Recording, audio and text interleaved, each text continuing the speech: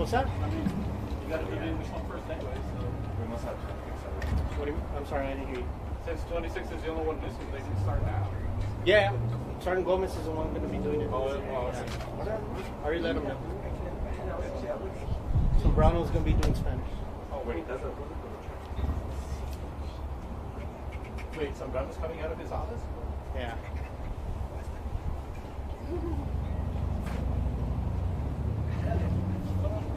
I haven't seen you in a long time. I know it's been a while. Wait,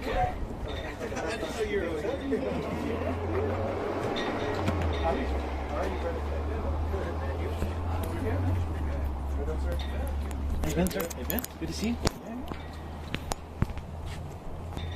I'm going to tuck it in under the shirt. How you doing? Good. Good to see you. Put that mic flag right in everybody's shop. Be here would be good. Of course. That's funny. Yeah, because it's too windy for you to be smart.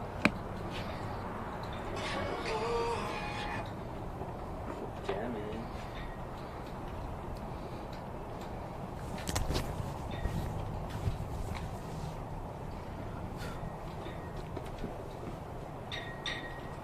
I'm ready to go. I'm ready to go too.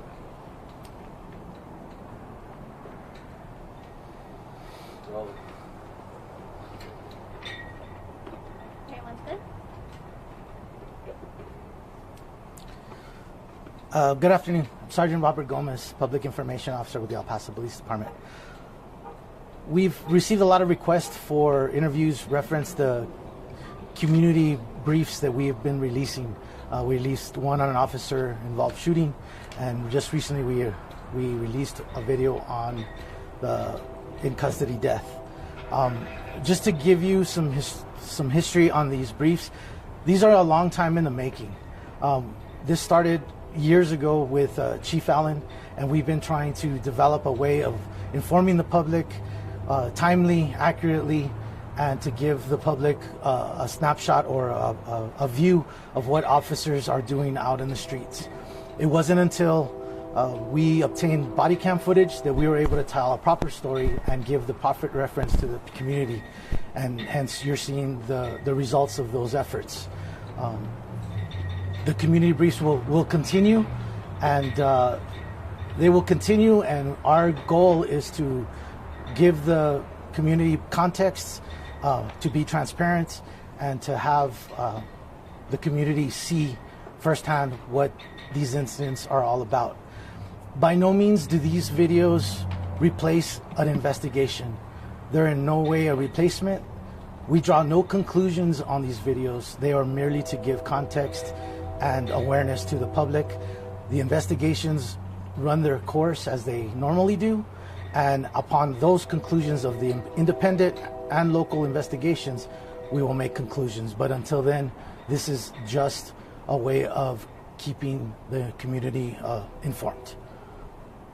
So that's the basic overview of the community briefs. I'll take some questions, but we will not be talking about the specifics of any of these incidents.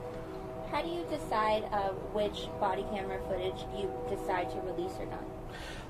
Every case is different. We look at the case and we try to tell the best or show the best context of what's going on by the totality of the circumstances. Obviously, we don't release every body cam footage that occurs, but we'll choose body cams that tell or show the majority of the incident. Sir, what has been the feedback you've seen from the community? You know, we've seen a positive impact. Just hearing comments and commentary that we've gotten back is that it's positive. Everybody wants the police department to be transparent. We are doing everything legally possible to be transparent while not jeopardizing these investigations. The officers involved, the employees of the police department, the person that's involved in these incidents, all have the right to have these incidents investigated. So it's a very fine balance of investigation and transparency, and we're trying to be right on that edge and keep that balance.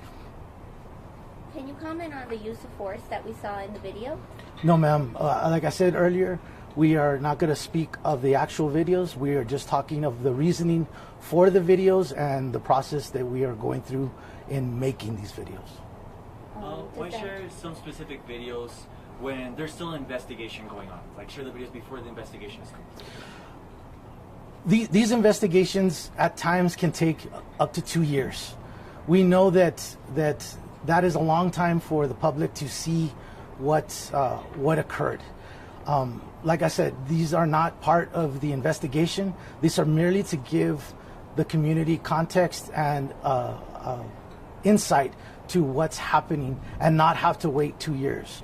They're not meant to convince anybody that the officers or anybody is at fault. They're merely to give people perspective of what happens. We are aware and we know that there's often cell phone footage, independent video that gets released, and without context, those videos are very difficult to decipher.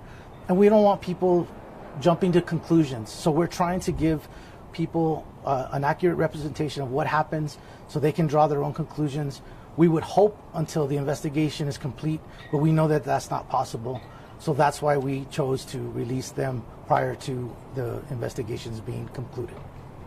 Can you talk about how officers train for these types of scenarios in terms of what we saw in the video? No, I cannot speak about the videos themselves or the training that goes by. I know you guys mentioned transparency when posting these videos. Can you tell me if you believe this will help build the bridge with the public and encourage their participation in investigations? Helping officers in general. You know, we have a tremendous support from the community in El Paso. We want to continue to have that support. So this is one way that we want to show the public the ins and outs and what officers are doing out in the field in order to have the public continue to work with us in hand like they do already. The public trust is a very sacred thing that we hold sacred to us, and we want to continue to have that trust. And we think by releasing these videos, putting these critical incidents out, will help us maintain that trust. How often do you think the public, the community can, expect to see one of these sort of releases? Our intent right now is to release videos at least when at least officer-involved shootings, in custody deaths. We haven't ruled out others, but those determinations haven't been made as of right now. So right now they'll be limited to officer-involved shootings, in custody deaths. Can you explain the in custody or clarify the in custody death part, since maybe people think that in custody means like the person died while with the police department, but we know that he passed away at the hospital. Can you clarify that a little? Sure. In custody deaths are classified as in custody whenever an El Paso Police Department has arrested or detained somebody. You're in our custody. Now, should you die while in our custody, that would be ruled an in custody death. If an individual later dies but was in our custody, there'll always be a review of that situation to make sure that the cause of any death. So the term in custody means that an El Paso police officer or the department had you in custody under arrest, and you died of some reason, and that's how they're classified. They're all investigated. How many layers of review do these videos go through before they're released? Every video is different. There's quite a bit of review. The review traditionally is on the investigative side. The review for the community briefs is different. Our goal and the review process for that video is to make sure that it's giving the individuals or the public an accurate representation of what occurred without compromising the investigation. I will say this about the videos: we are not trying to convince. We are only trying to give a picture of what's going on. It's not drawing any conclusions. It's only there for information purposes so that the community can see. as far as the review, to keep answering your question, it's quite a lengthy process because, like I said earlier, it's a very delicate balance between transparency and investigations, and we have to maintain them. So those processes are lengthy at times or short depending on the incident at hand. You mentioned Chief Allen has been working since his tenure. What's the new chief think about this transparency that you guys are trying to provide to the public? The community brief concept, like I said, started with Chief Allen. The reason that it wasn't implemented is that it's very difficult to show the public without body cams. So that was always the intention. Other departments do community briefs, and the main thing that you'll see in common with those other departments is body cam footage. That was the missing piece. Chief Pasillas is committed to transparency with the community as well as the department, and we believe that this is just one thing we can do in order to keep the public trust and make sure that the community feels safe in El Paso. Is this a learning opportunity for both the public and the department on policy and procedures? I believe so. I know that some of these instances maybe create more questions. That's why what we're doing in recent, or what we're going to do possibly next week, is we'll be setting up demonstrations of let's say, arrest procedures for the media, so that you can go through that and interact and give the public and maybe answer some questions that they might have. Those are ways that we can answer questions that the public has without jeopardizing investigations, because we're talking about our arrest procedures. The more the public understands how we conduct business and the reasoning for our actions, the more comfortable they will be around us and understand the force or the actions that we have to take at times. Are you able to talk about the use of the taser, and the policy behind it? In general, Yeah. that's pretty broad topic. I'd have to narrow that down. That's a couple-hour class to start with. So I really couldn't answer that and give it any justice right now. And just to clarify, again, you mentioned that as of right now, the idea is for you guys to do in custody death and or OIS type situations? Yes. That is. Those are the two videos we have released, and that is the criteria that we have right now. Any other questions?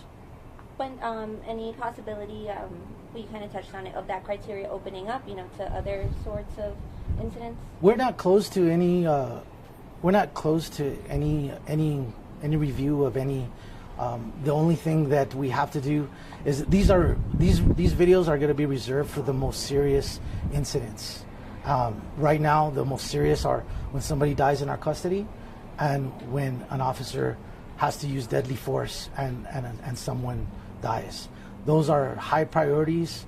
Those are very serious in nature, and that's why they're chosen. These videos, as you can imagine, take a lot of time to create. The review process, so they're being confined to only the most serious incidents that occur in our department. Anything else? Okay. Thank you.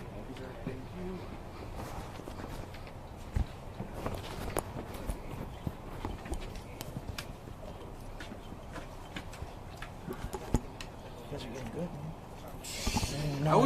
I was gonna say the same thing for you, man. What's that? I still remember when you first started getting on camera, and you're just like, oh my god. Yeah. And now look, you can do a whole news conference, man, just going at it, Just talking. just talking. I love it. I love it.